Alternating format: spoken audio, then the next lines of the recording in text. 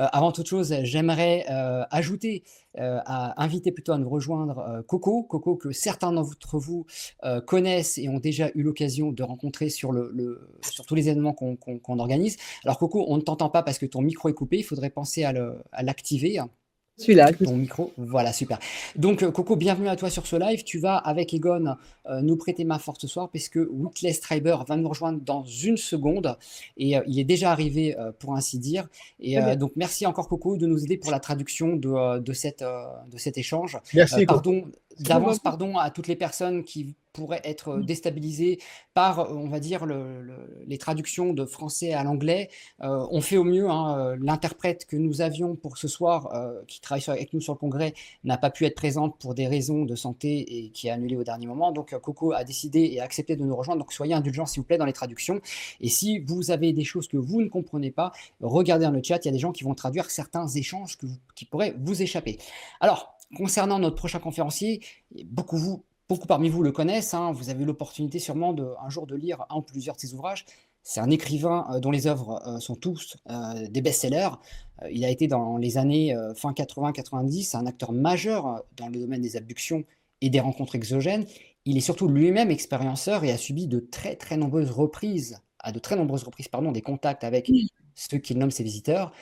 Et on va avoir le plaisir de l'inviter maintenant. Je l'ajoute à la scène et bien sûr, on va passer un peu entre le français et l'anglais, donc on va essayer de faire au mieux. Good evening, Whitley. Thank you for joining us. Merci beaucoup. Bonsoir, Whitley. Je ne parle pas beaucoup le français. Nous devons parler en anglais. Je suis désolé. I'm glad to be here. Your English, your French is almost better than my English. Really, seriously. That's most of my French. Okay. Alors, Whitley, as I told, let me introduce to you Coco. Coco, she will translate our exchange, and Egon Kragel, as I mentioned in my previous mail, donc comme j'en ai parlé dans mon ancien email. Donc, welcome to you, Whitley. Bonjour Whitley, merci de nous rejoindre sur ce live. C'est un immense plaisir pour nous de pouvoir vous parler ce soir, et on est vraiment très honorés que vous ayez répondu à notre invitation. Hello, good morning.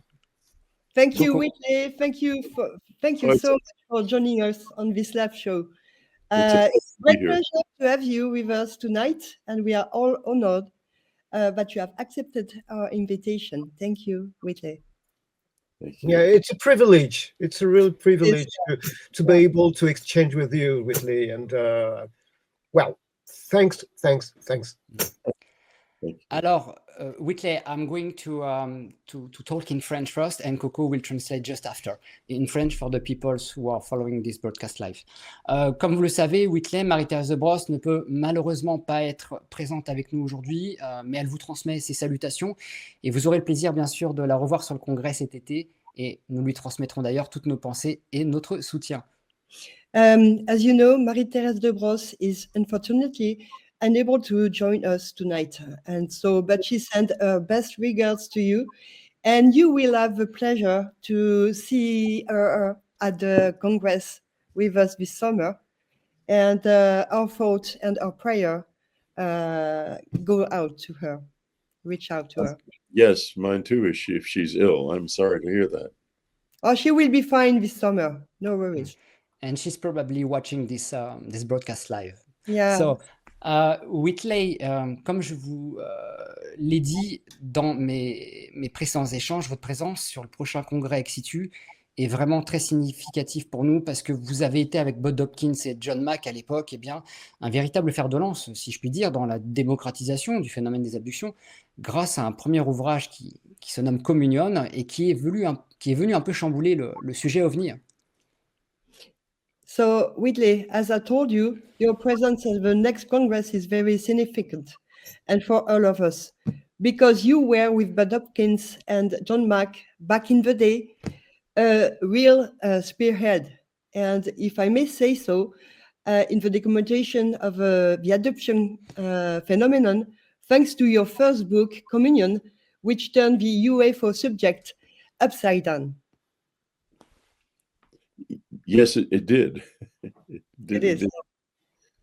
It was the face on the cover was the beginning of contact between the regular people and this presence, whatever it is. I didn't know that at the time. I could never have written the book if I had thought it would do what it did. I would have been scared to death. Donc, en fait, il dit que vraiment, la couverture du livre a émotionné énormément de personnes parce que c'était tellement unusual, c'était vraiment incroyable. Et s'il avait su, il n'aurait peut-être pas écrit le livre. Et what else? Yeah.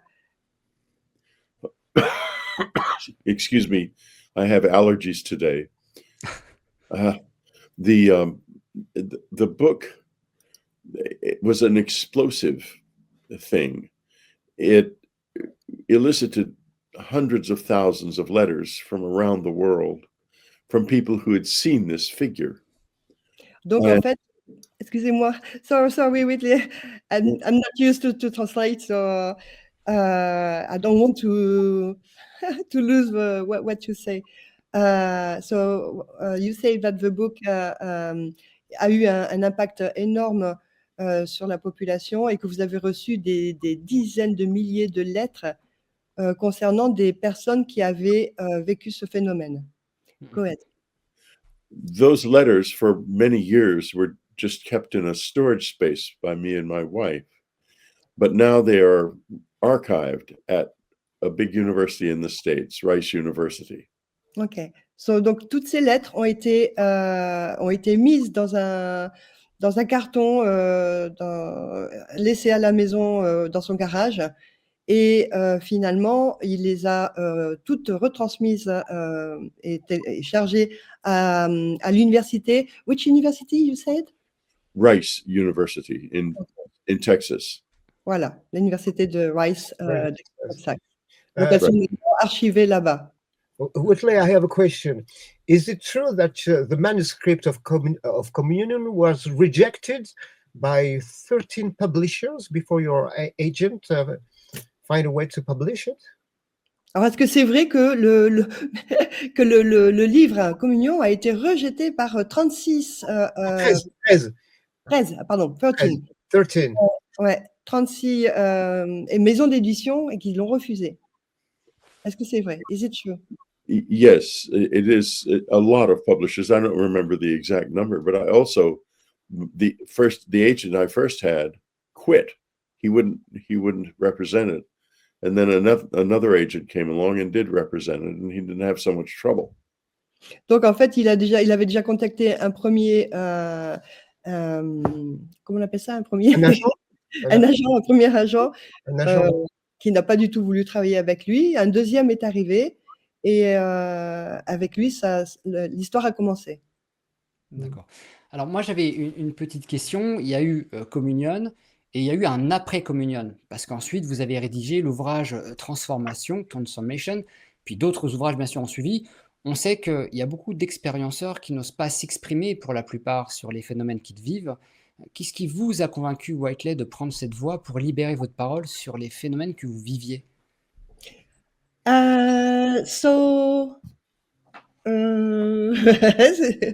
Ok, la question, elle était où?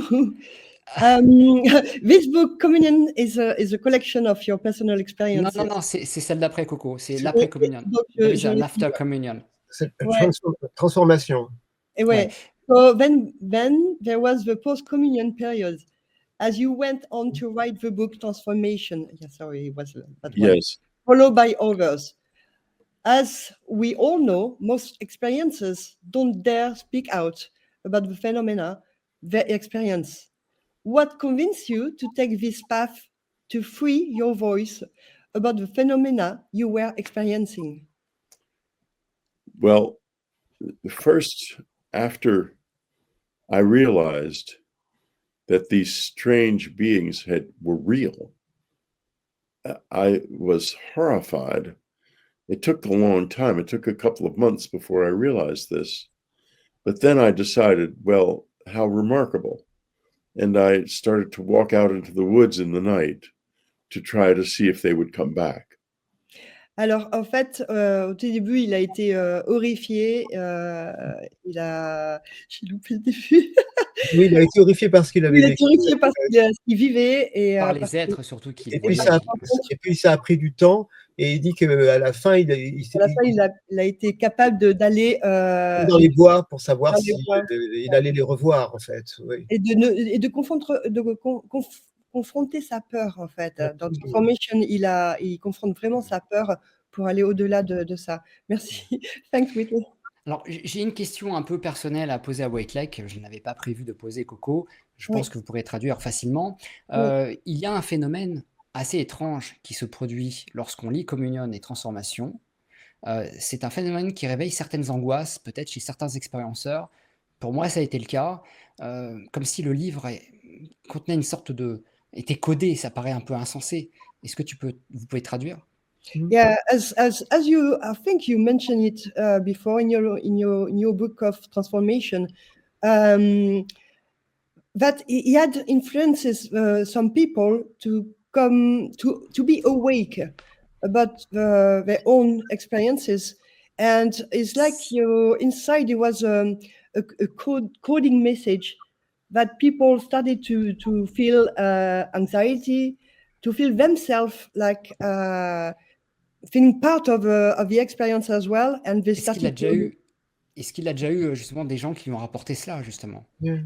Did you have any experiencer telling you that your book has an impact on themselves? And you mentioned it somewhere. Oh, yes, many people were impacted by it. The face, as I said earlier, on the cover, it really reached people because they had always thought that it was some sort of a nightmare. And then suddenly there was the face from their nightmare in the window of a bookshop. And the people who were not aware about what happened to them before when they were kids, but after reading your book, they started to remember, right? Well, they were aware, but they just thought it was some sort of a dream. And in general, and it was not until they saw that somebody else had seen the same face that they realized that it hadn't been a dream. Yeah. Whitley nous dit là qu'en fait, effectivement, le visage, le dessin sur la couverture de son livre a impacté énormément de gens, parce que beaucoup de gens pensaient qu'il s'agissait de cauchemars, mais en voyant en fait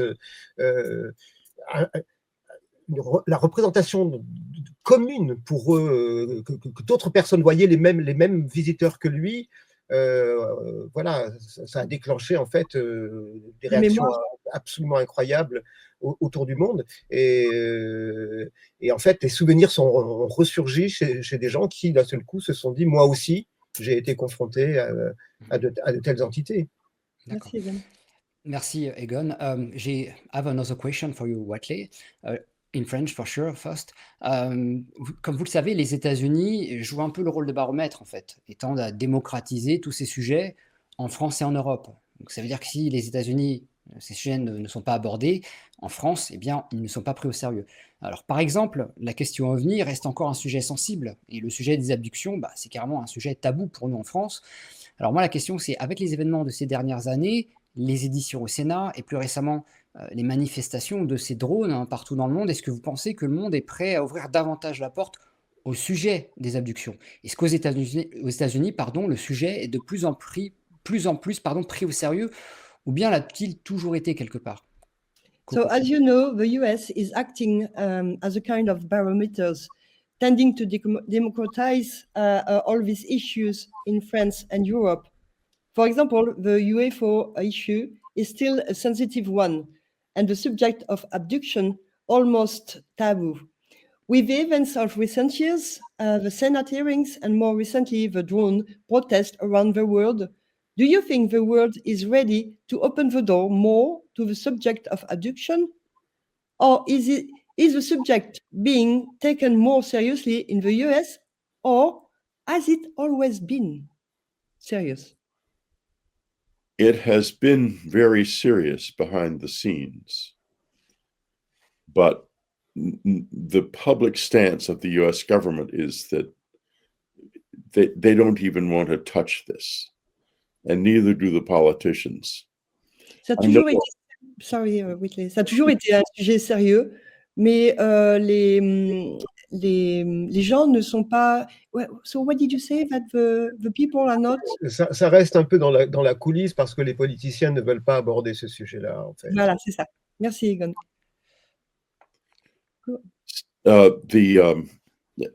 The difficulty, of course, is that if they admit to the abductions, they're saying they're not in control of, they're not doing their job as a government. Donc, en fait, la plus grande difficulté, c'est que s'ils admettent quelque chose, ils sont plus au contrôle et en charge du gouvernement. Visiblement, ils ne pourraient pas contrôler, c'est-à-dire reconnaître la réalité du phénomène, ce serait reconnaître un phénomène qu'ils ne peuvent pas contrôler. Exactement. Merci. Okay. You want me to go? We have another question, Whitley. Vos ouvrages abordent des thèmes universels tels que l'amour, la mort, mais aussi la peur de l'inconnu. Vos ouvrages sont, on va le dire, initiatiques et soulèvent des questions qui sont existentielles face à ces expériences inexplicables. Est-ce qu'aujourd'hui, vous êtes venu à une conclusion ou un constat sur la nature de vos expériences? Parce qu'on sait que entre le moment où vous parlez de vos expériences, on va dire, de visite, dans transformation, on est plus sur une sorte de libération finalement de la conscience. On va aussi dans des états de conscience modifiés. Peut-être que Egon, tu peux peut-être essayer de généraliser un peu la traduction de ce que je viens de dire. Je commence. Your book deals with universal themes such as love, death, and fear, and the unknown. So your book are initiatory in nature and raise existential questions about these inexplicable experiences. So have you come to any conclusion or observation about the nature of those experiences? Egon, tu peux traduire. The experience is profoundly ambiguous. In the new book that I will be discussing this summer, The Fourth Mind, I get into the anatomy of our visitors, their physical anatomy, but also the fact that they don't relate to bodies in the same way that we do. And understanding the difference is going to be an enormous challenge for mankind, but there is a chance that we will make a great deal of progress if we do.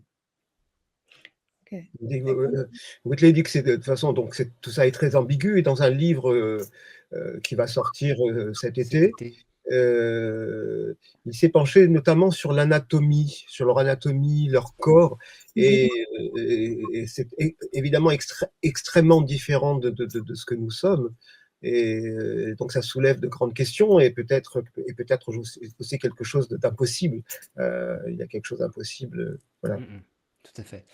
Alors, Egon, je sais que tu avais quelques questions à poser à Whitley. Oui. Donc, je te laisse justement le lui poser. Whitley, Coco, ouais. I have a very personal question. Among all your work that I really admire, 3 fiction novels have personally touched me very much. For me, they form a kind of trilogy. The first is The Wolfen, the second is The Wild, and finally Wolf of Shadows. Wolves are then at the center of your stories, and in many ways they seem more human to me than humans. My first question is, why your great interest and your love for wolves? Donc il faudrait la traduire en français.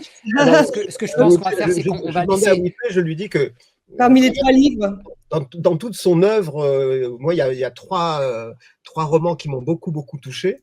Et ces romans, le premier, c'est Wolfen. Ouais. Le second, c'est The Wild, qui est traduit en France par Animalité. Ouais. Et le troisième s'appelle Wolf of Shadows, qui est sorti plus récemment. Et je lui disais que les loups sont vraiment au centre de ces histoires. Et souvent, il revient, il parle beaucoup de loups, de toute façon, même dans Communion. Et et dans ses livres, souvent les loups sont plus humains que les humains. Alors je lui ai demandé d'où vient son grand intérêt pour les loups et cet amour qu'il a pour les loups. Ouais. Well, first, there's a relationship between these people that appear in communion and the wolves. The wolfen are highly intelligent, and they are predators, but very careful predators. They only take the people at the periphery of society, and they are like. This has been pointed out to me. I didn't realize it, of course. They are like, it's like a. I already knew about the aliens or whatever they are when I was writing the Wolfen, but not consciously. Alors, Whitley nous dit qu'il trouve qu'il y a en fait une espèce de similitude entre les loups et ses visiteurs. Hein. Il nous dit que les loups, notamment dans The Wolfen, sont tous extrêmement intelligents, ce sont des prédateurs, mais avec une sorte de grande précaution. Et lui, il voit une sorte de similitude justement déjà entre ses visiteurs et les loups. I remember that you mentioned a meeting between you and a wolf in one of your books. Maybe it's a mistake on my side, but No, in communion, you're talking about. You said that you had a kind of memory of a wolf and a wolf howling at night. Yes, I have. Well, there are these things that we call screen memories, and people will often remember owls instead of the grays. I did myself that, and wolves and deer. It seems we'll see something other than what's there when we don't know what it is we're looking at. And howl. Alors, je vais traduire un petit peu.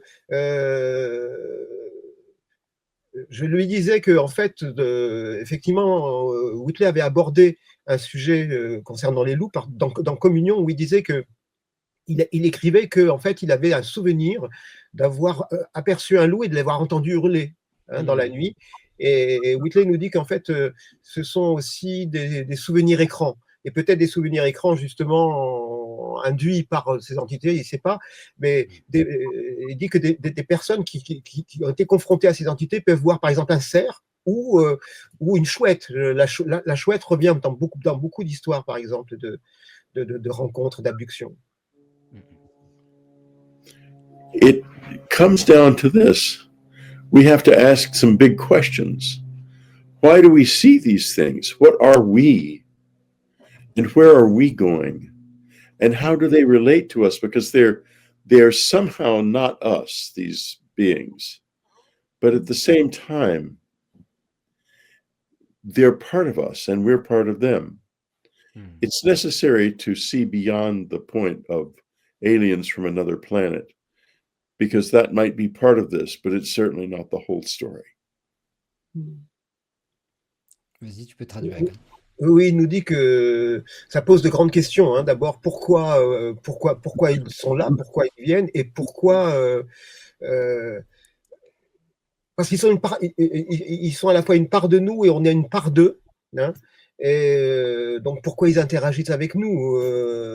Pourquoi ce serait, par exemple, des êtres de notre planète qui puissent interagir avec nous? Effectivement, ce sont des questions essentielles, fondamentales. C'est vraiment des questions sur l'altérité radicale qu'on se pose philosophiquement depuis très très longtemps. Absolument. Ok, très bien. Tu as une question? Oui. This is philosophical questions that we explore since decades and centuries. The alterity, the one who doesn't look like us, but it's the one when the other one doesn't look like us, is just a source of richness. And it helps us to compare what we are. Ce que je disais, c'est que de toute façon, c'est une question philosophique posée depuis très longtemps. Quand l'autre ne nous ressemble pas, il est toujours enrichissant. Et c'est aussi que l'autre qui ne nous ressemble pas nous permet de nous identifier et de poser un regard sur ce que nous sommes. What do you think of that, Whitley? their presence in our world goes back a long time. Jacques Vallée wrote a book called Passport to Magonia, details many instances in the past of contact with this presence, these beings. And yet in 1947, it kind of exploded out into our world right after we started getting involved with atomic energy. And it's something profoundly connected with us,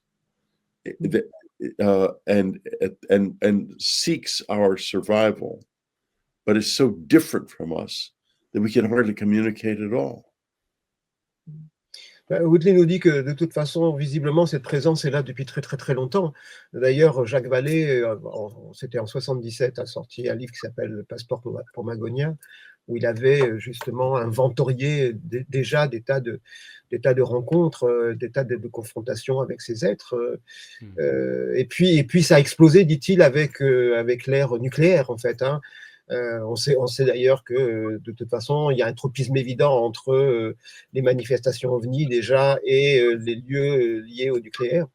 Donc voilà, mais comme dit Whitley, et je trouve que c'est très juste, de toute façon, ça fait partie de nous, c'est quelque chose, de toute façon, ça fait partie de notre histoire, et c'est, comme il disait tout à l'heure, j'aimais beaucoup, they're the part of us and we are part of them, c'est-à-dire que nous sommes une part d'eux et ils sont une part de nous, en fait. We are reflecting I each other. like this sentence, Whitley, very much. We are reflecting each other. It's also, there was a lady who in 1954 was lying in bed in the evening. She was pregnant with her first child, and suddenly she noticed some movement in the room and saw these beings standing beside the bed. She was horrified because alors en 1945, il y avait une dame qui était allongée dans son lit, elle était enceinte, et soudain elle a aperçu des créatures autour de son lit, elle était horrifiée. Sorry. Yeah, no, please. And she recoiled, and they said, "Don't fear us, be afraid. We're not here for you. We're interested in the girl child you're carrying." Of course. Alors les créatures, elle était évidemment terrifiée, mais les créatures lui ont dit, ne craignez rien de nous parce que nous ne sommes pas là pour vous, nous sommes pour le bébé, qui est une petite fille que vous portez actuellement. I now know this young woman, and she grew up to be a perfectly normal person, and you don't know why they would be so interested in her, but they were. Anyway, the woman, the being put its hand on her wrist and said, "Why do you fear us?" Alors, Whitley nous dit qu'il connaît aujourd'hui ce petit bébé, cette petite fille qui a grandi, il nous dit qu'elle est une personne tout à fait normale. Et les créatures avaient posé leurs mains sur le poignet de la maman en lui disant « Pourquoi est-ce que vous avez peur de nous ?» She replied, "Because you're so ugly." Elle avait répondu « Parce que vous êtes tellement laid. » And it said, "One day, my dear, you will look just like us." Ouh. Wow. Ah ouais. Et ils ont répondu, Ok. vous savez, ma chère, un jour, vous nous ressemblerez. Vous serez juste Oh là là. exactement à notre image. There are many instances in nature of species that have more than one form. Il y a beaucoup d'espèces dans la nature qui ont plusieurs formes, en fait. And there's no relationship, for example, between a caterpillar and a butterfly. And yet they are the same being. Et pourtant, il n'y a aucune similitude entre une chenille et un papillon, et pourtant, c'est la même créature, la même espèce. Totally true. Correct. Yeah. Yes. The key here is this. Whatever this is, it is asking us to open our minds in a new way. La clé, vas-y. Vas-y, Coco, parce que je t'ai volé la traduction. À toi. Non, c'est bien, mais la clé essentielle, c'est justement de garder l'esprit ouvert. Et open mind, ouais, de garder bien l'esprit ouvert et d'être attentif, oui. to try to look at ourselves in the world in the context of question, rather than making assumptions about the idea that we know what we are. I don't think we do know what we are. Non, oui, non, non. Vas-y, Evan. Non, vas-y. Donc il faut pas regarder, faut pas regarder le monde en se questionnant, mais justement attends, ça y est, j'ai perdu le fil. Oui, Vas-y. plus en se demandant ce que nous sommes, en fait. Nous sommes, oui, et en restant humble et pas de faire assumption, de pas donner pas déjà classer les choses, de dire on est là et on reste là et justement, oui, voilà, c'est ça. C'est dur parce qu'on était parti à le suivre dans ce qu'il disait, et d'un coup, il faut qu'on traduise. A communion with the world around us and the universe around us. Communion. I think the title was great because for me, it just say everything. Communion, and it was a bit strange because the book first is a bit scary. It is. And after it opens to a communion, and it's incredible. For me, it was just a big evolution of this file of abductions. Alors, pardon, je disais que je trouvais que d'ailleurs, ce que disait Whitley, en fait, on pourrait résumer ça aussi à entrer en communion avec ce qui nous entoure. Et je lui disais justement que son livre m'avait beaucoup étonné, parce qu'au début, quand vous l'ouvrez, quand vous plongez entre les pages de communion, au début, c'est vraiment la peur qui vous saisit. Et puis ensuite, ça évolue et ça débouche sur la communion. Et je pense que ça a été une énorme évolution, justement, concernant le dossier des abductions.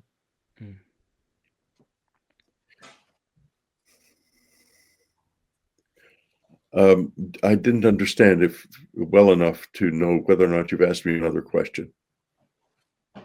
Oh, no. I said, Whitley, that for me, what was very new, and who changed many things when I was reading Communion for the first time. When I first reading the book, I just feel fear because it was so scary for me. I remember I was alone in a house and I was reading, and suddenly, things change step by step, and it opens on communion. And yes. I think it was a very fresh, new look on the file of abductions. This was my wife's influence. She's the one who decided that we should call it communion. And she was a really, really remarkable person. You would think of her just as a perfectly normal person, but she had such insights into the world. She was quite extraordinary. And she would say to me, it's not about contact. It's about something else. It's about a new kind of relationship, not only with these beings, but with the whole world around us. A new way of being human. And that's why I think you should call it communion. Anne was your wife. Yeah. Whitley nous dit qu'en fait, la vision, justement, l'évolution du regard de la peur vers la communion, il la doit à sa femme. C'est sa femme, Anne, qui est un être incroyable, qui lui a dit, mais en fait, c'est pas qu'une question de contact, c'est une question de s'ouvrir sur autre chose, c'est une question ça va beaucoup plus loin, c'est une question de relation à l'autre, en fait. J'aimerais que tu dises à Whitley qu'il soit rassuré, parce que pour le congrès, nous aurons 2 interprètes en régie qui traduiront en simultané ce qu'il dit via les casques audio. Donc la situation d'aujourd'hui est vraiment exceptionnelle, et bien entendu, ce ne sera pas le cas sur le congrès. Yeah. Whitley, the situation today for translation is just only today. During the Congress, 2 translators will be there and translating in the same time. So dans les casques, on n'aura pas ces interruptions. Yes, with helmets and things. But yes. Tonight it's a bit. we had to cut because You're going to have a professional, real professional. yes. During the Congress, there will be translator in the technical booth, and they will translate simultaneous your speech. So no worry, this is exceptional tonight. So thank you for your patience. Yes. Well, thank you for inviting me. I have always really loved France, and I especially love something that's extraordinary in this world, which is the French mind. The French culture has built a mind that is unique in the world, and I think is very well adapted philosophically to addressing this in an intelligent and useful way. Thank you. Whitley dit qu'il a un amour vraiment déjà particulier pour la France et surtout pour l'esprit français. Il trouve que l'esprit français est unique et ouvert, peut s'ouvrir sur l'intelligence et sur justement ces sujets qu'on... On a une capacité justement, oui, Voilà. il admire cette embrasser ces sujets, une capacité, voilà. Thank you. J'aimerais que tu traduises cela, Egon. Sur le congrès, certains VIP auront, comme je l'ai dit tout à l'heure, le privilège d'acquérir le tout dernier ouvrage de Whitley, qui d'ailleurs va sortir l'été prochain. Est-ce que tu peux lui demander le titre, si ce n'est pas indiscret, ou s'il est capable de le communiquer? Et surtout, s'il peut nous donner un peu je l'ai pas entendu. S'il peut nous donner quelque chose, c'est le quatrième. The Fourth Mind. Yeah, the Fourth Mind. Ok, et tu peux lui dire s'il peut nous donner un petit peu, nous faire un petit teasing sur ce dont va parler l'ouvrage. Whitley, during the Congress in June, people will be able to get your next book. Only for the VIP, for sure. Yes, for very important persons. And could you explain the title? Just a title of the book? Yes. It's called The Fourth Mind. Le quatrième esprit, le quatrième... Attends, And these visitors of ours have got certain abilities. They are telepathic. They can talk through in the head. They can levitate. They can rise up off the ground. They can move instantaneously from place to place. Now, the question therefore becomes, why can't we do this? And if you look back on our history, we have memories of a time when we could do it. And the book goes back to that time and then talks about why we lost it, these abilities, and how we can regain them and what they are. It's a completely new vision of the world. Alors, Whitley nous dit que ces visiteurs, en fait, ont des capacités absolument incroyables. D'abord, elles peuvent communiquer avec nous de façon télépathique. Elles ont le don d'ubiquité. Elles peuvent se trouver aller d'un endroit à un autre. Elles peuvent léviter. Hein, elles peuvent, donc, elles maîtrisent la pesanteur. Et voilà, il nous dit que voilà. Dis-moi. Je bute sur la fin, pardon. Oui, ce livre délivre, en fait, il est reparti. Vas-y.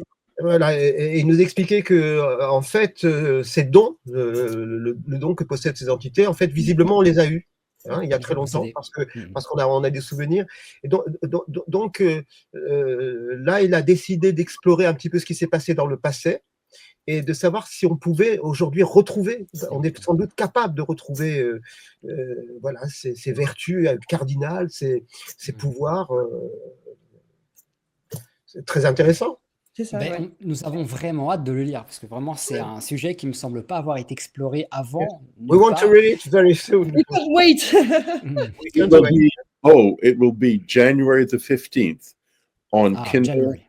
And on paperback in English. Okay. Le 15. Ça va sortir le French publisher, which would be nice. Wow. Donc ça va sortir en édition reliée aussi. 15 janvier, ouais. 15 janvier. As I told you, Whitley, I will order a bunch of your next book for the VIP Plus, and We'll talk about it later, but thank you. It will be a great honor to have your book on the Congress in any way. Thank you so much for inviting me to the Congress. And Thank you, Whitley. Peut-être, Whitley, avez-vous des choses à faire? Nous ne voudrions pas vous retenir. Egon, Coco? I'm good. Oui, très bien. Thank you so much. We are not going to, if you have something to do right now, we will end the video. And yes, I'd just be glad to thank end the you video. so much. And I'm the pleasure ill. to see you. I'm ill, so I would like to end the video. Il Oh, dit, we're il sorry dit to qu'il est hear malade. that. Il est malade. Je crois qu'il a des allergies. Ce serait pas Yes, très- oui, il a un peu de Okay. In any way, Whitley, get thank better. you. Thank you very, very much to have made this effort to be there tonight and to have take the time to talk with us despite your health conditions. So, nous espérons que vous vous remettrez très vite en bonne forme et nous sommes impatients de vous retrouver l'été prochain. We hope you get better soon, and can't wait to see you this summer with all the team. And I'm really looking forward to it. I can hardly wait myself. Merci Thank beaucoup, you. Whitley. Il a- Thank you very much. Il a hâte de ça, voilà. Take a Ok. really good care. Take a really good care. Thank you.